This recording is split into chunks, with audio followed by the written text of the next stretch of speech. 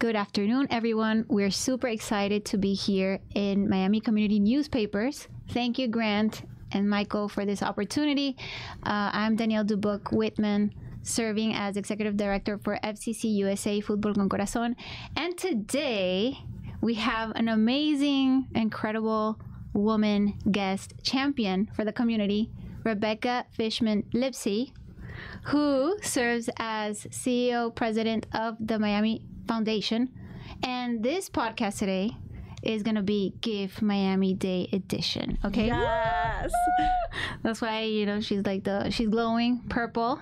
Yes, we're so happy to have you, Rebecca. In my glittery purple. And I have to say, I really appreciated seeing you roll in here today with a little lavender. Trying to get, I don't have purple, but my heart is purple, and I think the entire Miami community is purple. I know there's there's big announcements, and I'm so excited that you took the time to be here.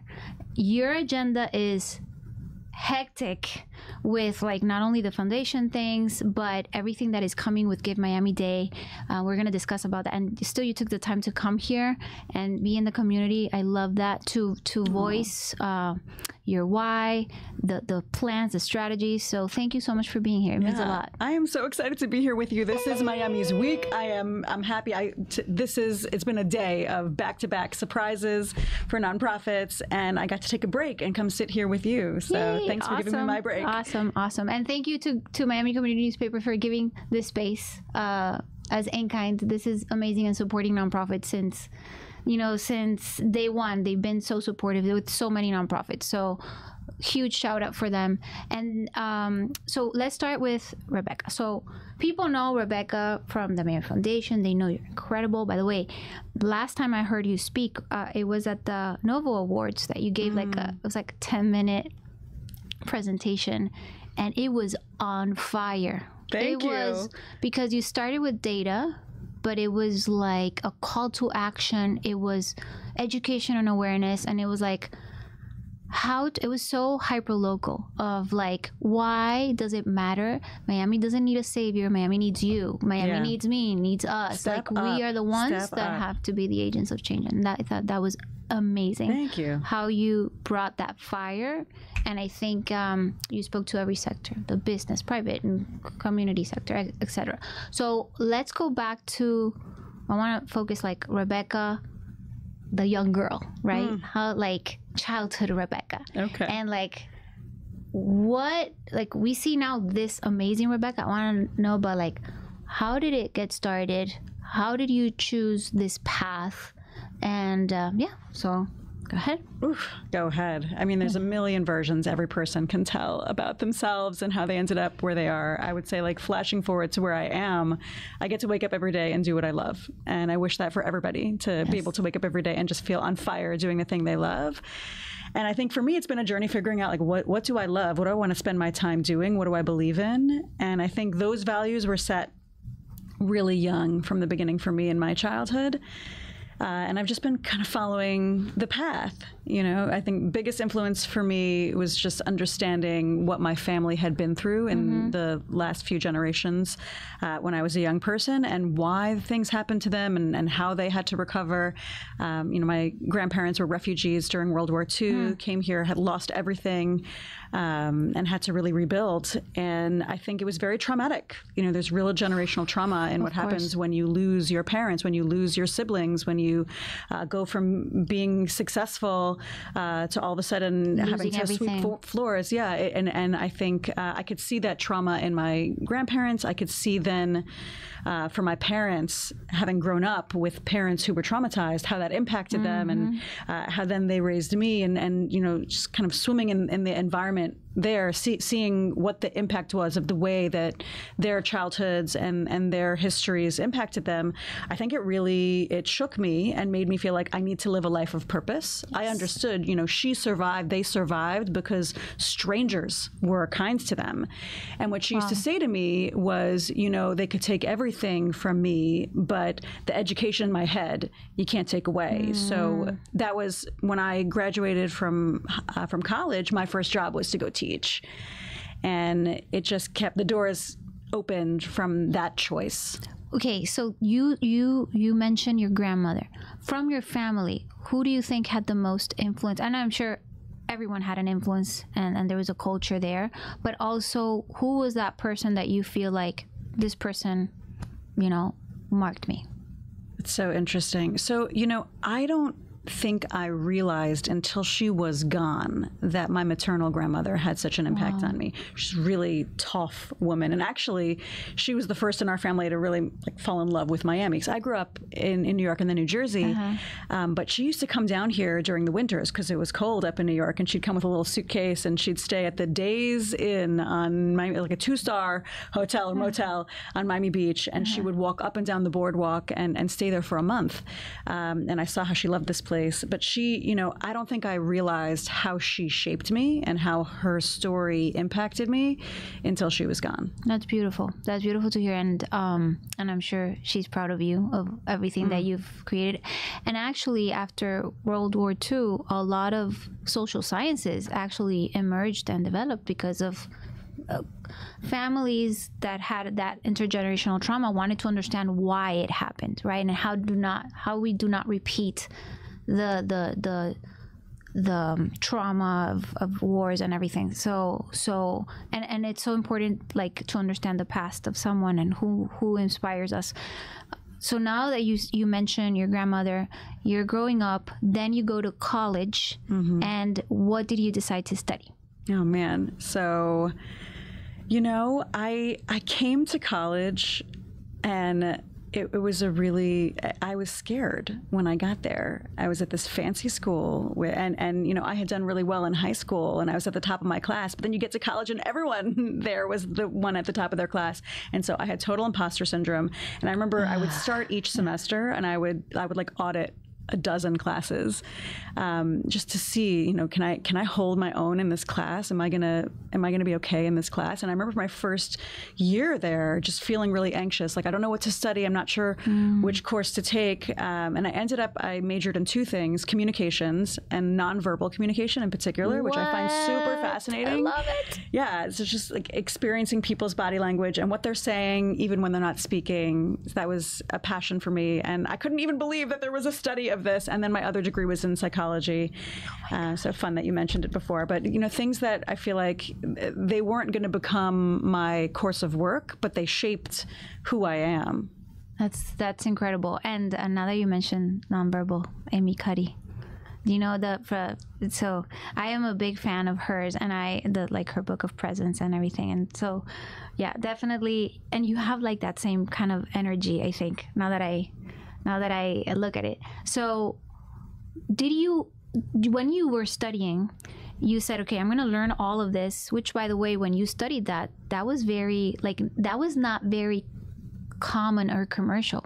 Because when you study, like, the nonverbal, there's more studies now on that. Right. So you kind of, you know, went to it. Yeah, it was very cool. But I will say, you know, for me, college and high school too, like, it wasn't actually about what I was studying. It was all the stuff on the side. I was a hyper engaged kid. I was on an acapella group. I was, you know, you were always involved. Like any newspaper or the performances of different kinds. I feel like I tried to get involved in all sorts of different avenues. And I feel like that's the stuff that actually shaped me and gave me leadership experience and confidence. A debate team actually in high school was super exciting for me, extemporaneous speaking.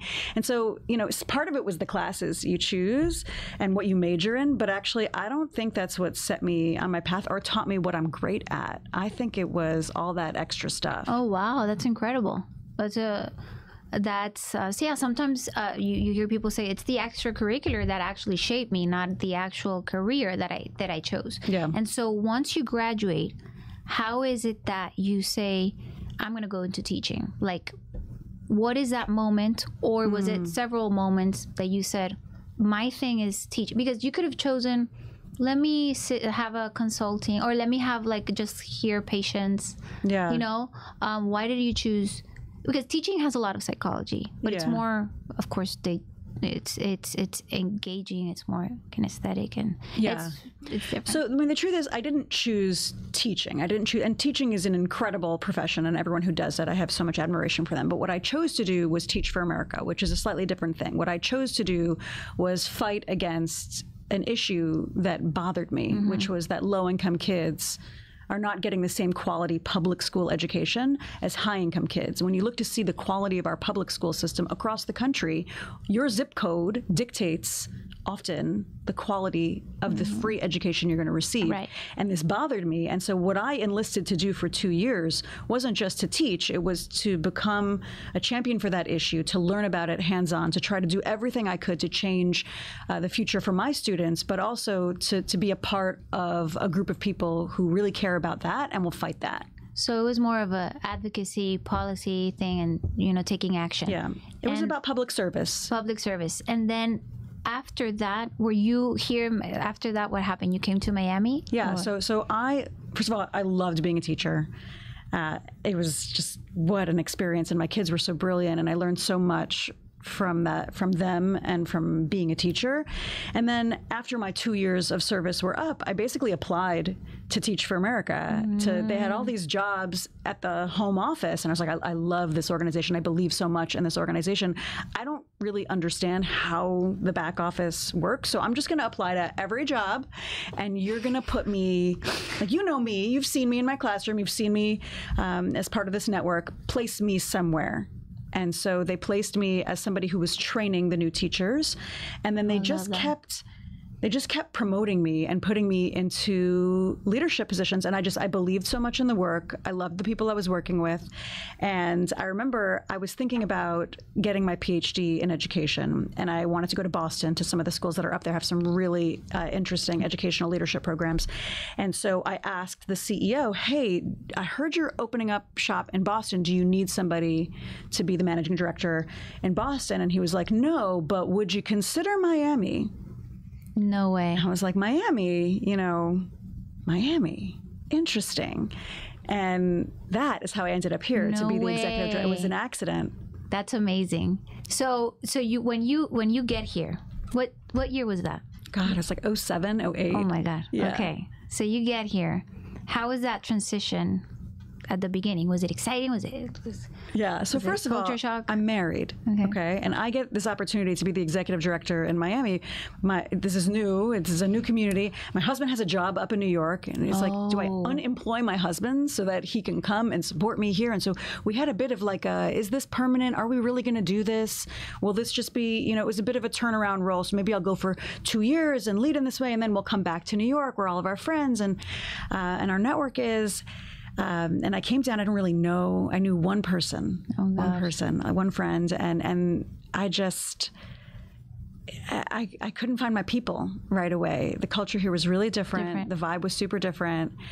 And I wasn't sure if this was going to be for me. And it took me about 2 years, and I fell in love with this place, and realized like I could have an impact here in a really different way than I could back in New York. Yeah, and you can bring like this, all the things that you had learned and bring, open access to other things that maybe in Miami they were missing or they were not in place. Yeah. And so you had this other vision, right? That and you saw the opportunity for growth.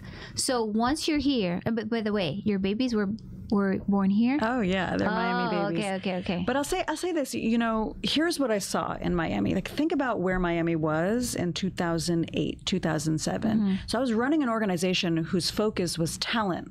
We were recruiting talent to come to Miami, and we were bleeding talent back then. It was really hard for us to recruit people to want to come and build things here and stay here.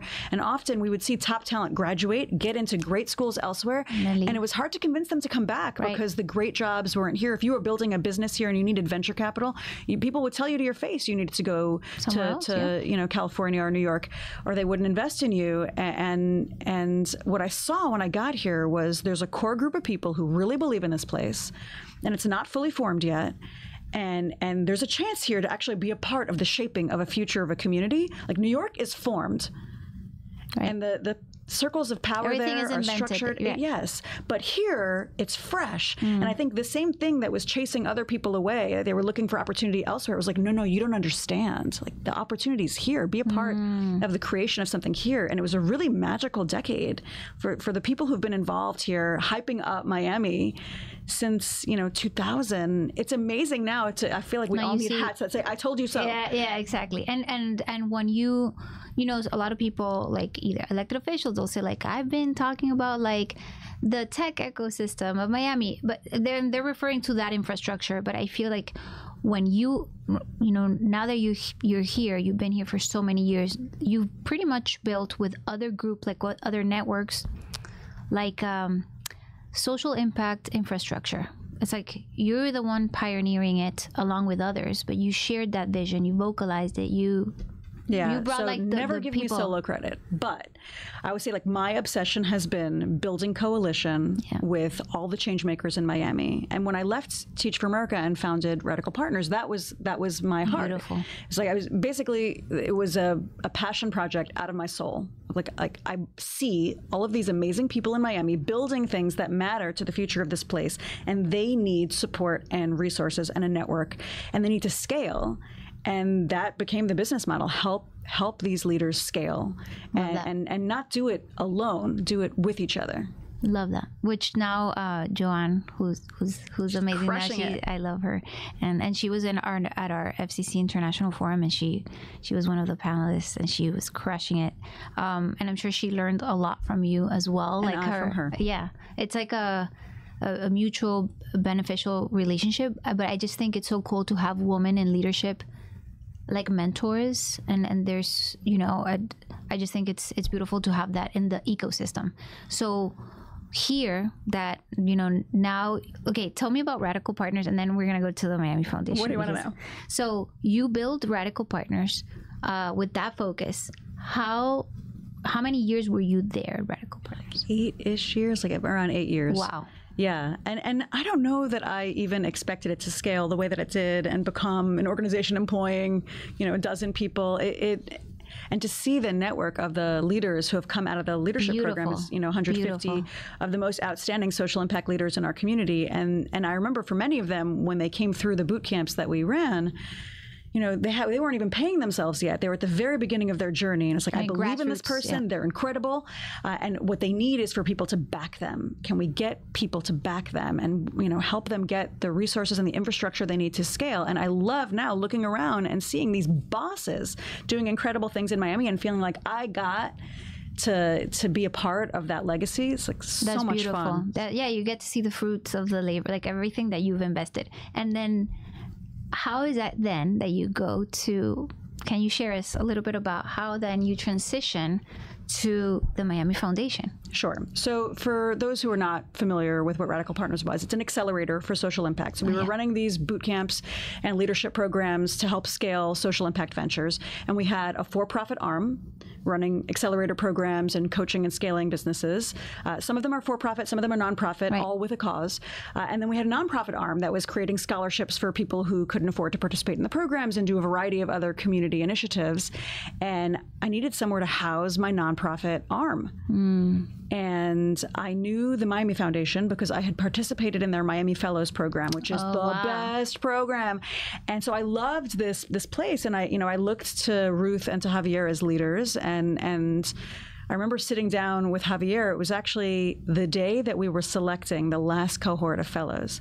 And before I leave, he says, come to my office. I need to tell you something. And he lets me know that soon he's going to be announcing that he's leaving. God. And I was like, and you have to remember, I'm literally running my dream organization that I built myself with a team that I love. I'm not looking for a job. And I remember going home that day and looking at my husband in the eyes and being like, well, shoot, I think I'm supposed to, I think this is what I'm supposed to do next. I just had this feeling, and I wasn't looking for that. But the moment that, I looked him in the eyes and understood that he was leaving, and that this organization that I believe in so much was ready for a whole new chapter, I was like, my God, what good I could do there. What good could I do? And it hooked me, and I applied. And then when you apply, and it goes well, like you just, I'm assuming you did everything else to leave Radical Partners in the perfect I did my best, yes. Right? And then you take over the Miami Foundation. So I want to focus now everything on the Miami Foundation, the beginning of it. What were the things that you said, we need to change this, we need to do this, and then how Give Miami Day is birthed? Because I want to focus, like, we have to, that's like the give, like the Miami Foundation had a big baby, that's Give Miami Day. It has many babies, but Give Miami Day is a big one. That's our star baby. That's a star baby, which we're celebrating today. So go ahead. Yeah, so I will tell you, I started this role at the very beginning of COVID, and nobody knew this, and I've never said this in any interview, so you're my first to say this to you. I had long COVID when I started this job. Stop it. Oh my God. Wait, was this in like, you started like in March, February? I signed my contract in February 2020. Oh my God. We didn't know that COVID was going to be what it was. Yeah. But I had traveled to Italy in 2019 and I had gotten unspecified pneumonia and I was really sick. I remember when I went to my interview, you know, it was after being sick and you're in recovery, but it was a long recovery. I didn't know what was wrong with me, and none of the doctors knew what was wrong with me. You know, I was like, I lost my sense of taste, I lost my sense of smell, and this was before. I mean, this was before things shut down. I remember the doctors looking at me and being like, "This is psychosomatic. You have anxiety. It's stress related. Like, nobody loses their sense of smell." It's like, I promise. But when I started in this role, you know, it was I wanted to start in June. I wanted to accept the role end of February, March, and then have a few months to shut down Radical Partners or transition. And it was like, no, you don't understand. This is going to be bad, and this foundation has a very important responsibility in our community. We need a leader immediately. Oh my God. And so I ended up actually, while recovering, leading Radical Partners, figuring out a transition, and starting early behind the scenes to just make sure that we had a recovery plan for our community philanthropically at the beginning of COVID. It was bananas. It was crazy. It was bananas. But it was also really inspiring because I learned what the foundation has the potential to do for our community, because things were on fire and we needed to step up, and so we did. And it was just, I couldn't ask for a better introduction to any organization. There was no time to wait and like do a gradual, like, let's get ready. No, it was like, let's go to like, it's crazy. I didn't know my team yet. I didn't know my board yet. Like, we didn't have trust. I didn't get to do, you know, a listening tour. It was like, go immediately. And what we saw at the beginning of COVID was 100,000 kids who don't have access to the internet in their house. And schools are shut down, and everyone has their own strategy for how they're going to solve the problem. And I thought to myself, you know, I can see all the moving pieces from this foundation. We have all these people trying to move money through our foundation. We have all the nonprofits on the ground asking us for the resources they need. Just get everyone around a table together. We have the power in this moment to actually orchestrate a solution at scale for our community. And I was brand new, but I was like, I think I understand what we're meant to do in this moment. And it was really inspiring to be able to learn that role in an active moment of need. That is amazing. That is crazy. I didn't even know that specifically, that you had started exactly in that date, during that date. But it's crazy how it's 2024 ending, right? So you've been here for almost 5 years, but it's like 4, almost 5. But it's crazy the amount of things you've done. It's like fresh energy. You came and you brought you created a whole movement. And just like what you did in Radical Partners of accelerating leaders, I see the Miami Foundation as like that platform to elevate, give leverage to all these other leaders. Thank you. Give them the tools, right? Sharpen your tools. And you believed, you and your team, because you have a beautiful team as well. They're amazing. They're amazing.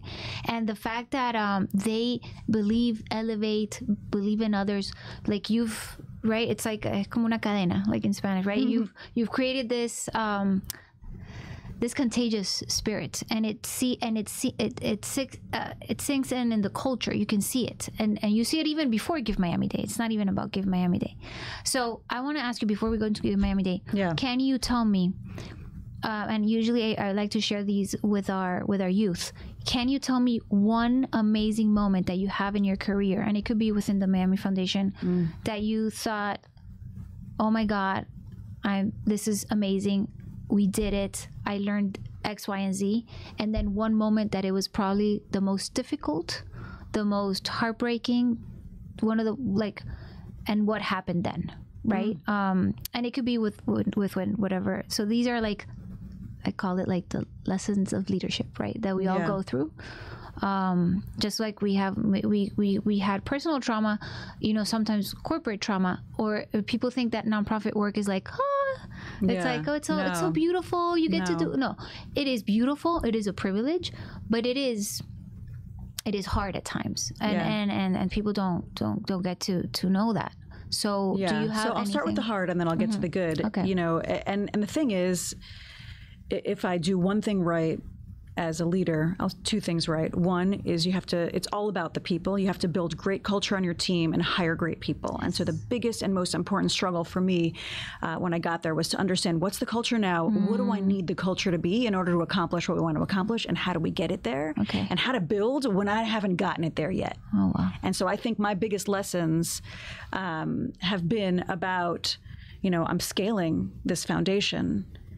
Am I catching up the team fast enough? Like, are we ready for the big vision things I'm trying to accomplish? And so I would say, you know, so the second thing for me, in addition to team, is comfort with failure. I cannot innovate with this organization. I cannot do bold, brave things if I am not willing to fail and learn. And I'm in a very public position. I have to be willing to try and fail and learn publicly, and make it okay, and make it okay for my team to be brave in moments and try things. And so, you know, if you could imagine, for us, we have grown this foundation by $200 million over the last 4 years. So $500 million institution. So we're almost doubled in size. You know, so what that means is the amount of money coming in, the amount of money going out, the amount of initiatives that we are overseeing with complex projects and team members and goals, the volume is nearly double. And so what that means as you grow a team is that half the people are brand new in their job. And all the initiatives they're brand new. You know, we're new at what we're doing. And the first time you do anything, it takes longer and it's clunky and it's hard. And so, you know, for example, that initiative with the internet access, our goal was to connect 100,000 people to the internet. I thought the hardest part was going to be raising the $50 million that we estimated it would cost. It wasn't. It wasn't about raising the money. The hardest part was compelling people who are totally disconnected that I'm going to pay for your internet. Trust me, I'm going to pay for your internet. Stay on the phone with me while we sign up with Comcast. And going door to door and convincing people to sign up. That was the hardest part. And I remember when we first started, people threw money in, and we were like, we got the money. We can't get people to sign up. The numbers aren't good. What are we going to, it's going to be embarrassing.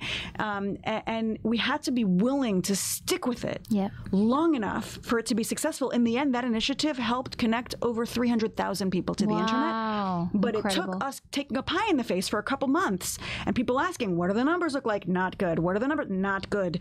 But I'm not giving it up. Exactly. And I need to figure out, we tried a million different processes, and each one didn't make sense for another reason, and we're going to staff it this way, didn't work, staff it that way, didn't work, we're going to partner with organizations, it didn't work. We had to fail our way there, but we got there in the end. Wow, beautiful. And so I think for me, the lessons have been about resilience and sticking with something and trying and innovating long enough. Love it. To get to the conclusion, but also about like readying a team to do something when nobody has done this yet here, and we're all new as we do it. And I think part of that culture that you may be feeling is, you know, we had to make it okay for the team members to be brave. I love that. It's the agility to change, right? The agility to take in data, not take it personal, and say, okay, we're going to pivot. And that's what you did. And then, but in order to do that safely, right, it's creating that culture. So that's beautiful. That's two parallel lessons there. That's amazing. And then I want you to share, how did Give Miami Day start? Yeah, it's a cool story. And why? Yeah. There was a study that the Knight Foundation funded, and I want to say 2012, called The Soul of the Community. And they studied communities across the country. They're in their different Knight cities to say, like, how connected are people to their own city?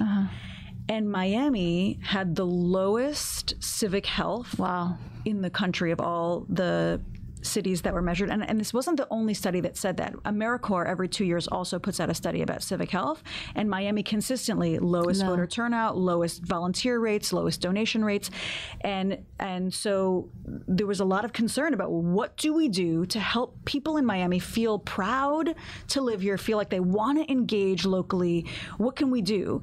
And Alberto over at the Knight Foundation and Javier at the Miami Foundation, they talked about, there are these giving days that are popping up in other places in the country. And if I gave you some seed funding at the Miami Foundation, would you try hosting one of these giving days? It seems like it can engage the community to feel inspired and proud to give back. And I remember in that first year, I think the goal was like to raise $500,000. And they ended up raising $1 million that year. Oh my God. Wait, what year was that? It was 2012. Oh my God, that's crazy. Okay. Yeah. And it has grown from there. And it's been fun because I used to participate as a nonprofit. And then when I was at Radical Partners, I participated. Now you get to lead it. I know, it's really fun, Crazy. But I have loved this day. This has been my favorite day of the year for 12 years. And to watch it grow into what it's become, it's really amazing. Last year we had 96,000 donations. That is crazy. 96,000. It's the volume is so high. And when I think about what they were trying to accomplish, to try to get people locally to care and to find whatever your cause is, come care about your cause, give back to whatever you care about, and to see 96,000 love letters like that, oh my it's God, beautiful. It's beautiful. That is incredible. And last year, what was the goal last year? Monetarily or people? People and monetarily. Yeah. So I think we were shooting for 50,000 households to participate and 100,000 donations. We came so close. And, over $30 million, 33, 34. We wanted to be somewhere over 30. But how has it grown? I mean, it's crazy. It's wild. From $500,000 and now. Yeah. So when I came to the foundation, I think that year we had raised $14 million. Wow. And so we have seen the doubling of this day. And the thing is, I've started, once we hit $30 million, I stopped focusing on the cash as the main metric. Because the thing is, if I wanted more dollars on this day, I could go talk to a couple of the largest philanthropists and just say, give your donation on this day. Yeah. That's it's not about writing the check. It's actually the engagement. It's volume. Yes. I need every nonprofit to have the number of supporters they need to be healthy and safe. That they should never be that one donor doesn't give this year and my organization crumbles. Exactly. That you need to have a rallying of support, and also that I want Miami to be healthy and for us to be the kind of community where everyone feels proud and involved in giving back. And so what I'm really focusing on is volume of participants. Yes, I love that. And also, it's just that it has become such a culture that you literally create so many nonprofits connect, and then also you have this array of like all these different nonprofits that you didn't know existed that are providing incredible services, and you're like, oh my God. And it's because Give Miami Day. So it's not only what you said about the funding itself, it's intrinsically caring for the causes, knowing about it, being able to refer. It creates such a beautiful community for nonprofit social impact organizations and for families. We're gonna have our own activity that with play. So we're gonna do like a soccer tournament, but it's like Friendsgiving and whatever. And every organization has its own initiative. When we met like 3 months ago, you told me something beautiful that you were doing with kids that I thought was incredible. That brilliant initiative with that. Can you explain what you're doing this year with kids? Yeah. So first of all, I just have to give the high five to my team. We looked this year ahead at Give Miami Day, and we said our goal is we want to figure out how to engage 200,000 households. It might not happen this year, but over the next 5 years, let's figure out on this day how we engage 200,000 households. How are we going to do that? And we thought about how we need to access families and kids and get them excited about this day. And so they brainstormed, like, what are we going to do to engage kids? And they came up with this concept. We're going to have a youth vote. Get kids to vote on the issue area they care about most, and then we're going to give a prize to the issue area that kids care about. And so what we've been doing is going to schools and farmers markets and other events around community, and we set up shop with 10 bins, basically. And each of the bins has an issue area on it, one of the 10 big issue areas on Give Miami Day. So health and the environment and education. And we give kids a coin. And then they can talk a bit about what issues they care about, and then they vote with their coin. And each of the coins has a monetary amount to it. So no matter where they give, we're going to make a donation based on where they gave. But what's been really fun to see is we've been doing these at schools where there's hundreds of kids in the room. They all get up and vote, and there's clearly an issue area that school cares about most. And we can see them like cheering for the thing they care about, getting so passionate about it. I saw the video that you posted. Was it 2 days ago? Cute, yes. That is beautiful. They were like, yeah! They were going crazy. And you would think, but that's that civic engagement at its earliest stage. That's when we should get them started. Right. So, but then what happens is all the kids go home that day and they get a little certificate that says, you know, Mom and Dad, today I made a donation to, or we made a donation in their honor to, you know, economic development. And they get to talk with their families about why they chose what they chose. And by the way, it's Give Miami Day. Come get involved in Give Miami Day. And so this is an effort for us to get families talking about, what do you care about? I love that. That is beautiful. And you have the Give Miami Day merch as well. We have so much. Can you, because I know we're over, but it's like, I can speak with Rebecca. We can stay here, like we can have lunch here and talk. So Rebecca, can you give a call to action? Yes. To all of our lovely listeners. Call to actions. First of all, thank you so much for hosting me. For anyone who is tuning in, this is Miami's Week.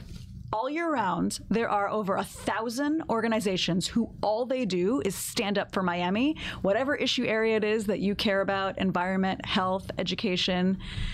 There are people who they step up for us and protect those issues all year round. This is our turn to step up for them. This is our week to step up for them. Starting on Sunday, early giving opens, and then it ends on November 21st on Give Miami Day. If you haven't been on that website yet, get on there. Go find the cause that you care about. And it doesn't matter whether you're giving $25, and we'll match it, by the way, or whether you give $25,000. But find the cause you care about. Get your family involved. We want every person who lives in Miami involved and giving back. That's my call to action. Yay! Everyone, it starts on Sunday. So yeah, thank you so much. This is amazing. Thank you so much, Rebecca. Thanks for hosting me. She's on fire. I love it. It's contagious. And thank you for taking the time. You intrinsically care about Miami. I love this. You do and too. I do too. I mean, I care about my kids. You care about your kids. I mean, there's so many things we care about. But I love how you view Miami with such with so much love and it's like potential, all the potential, and you've seen it grown. So I'm just honored and proud to have you here, and I wish to see more women in leadership doing and building teams and being caring. So thank you so much for having you. Thank you.